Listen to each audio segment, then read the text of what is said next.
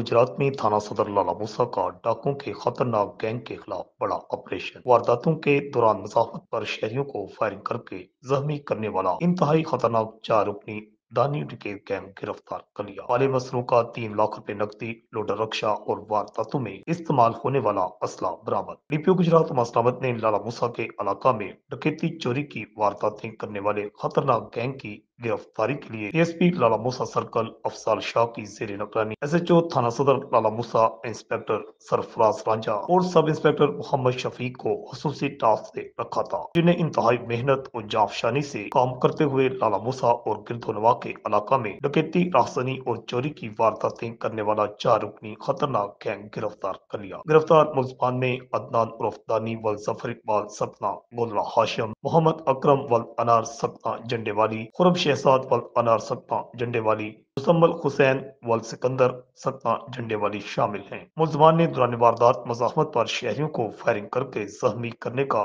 एतराफ भी किया, जिनके कब्जा से माले मसरूका 3 लाख रुपए नकदी, लोडर रक्षा और वारदातों में इस्तेमाल होने वाला असला 3 अदद 30 बोर पिस्टल बरामद हुए। मुल्जमान ने लाला मूसा के इलाका में डकैती, चोरी और रास्तनी की 10 से ज्यादा वारदातों का इंकशाफ किया है, जबकि मजीद तफ्तीश जारी है। रिपोर्ट आकाश नियाजी, अल हिजाज न्यूज।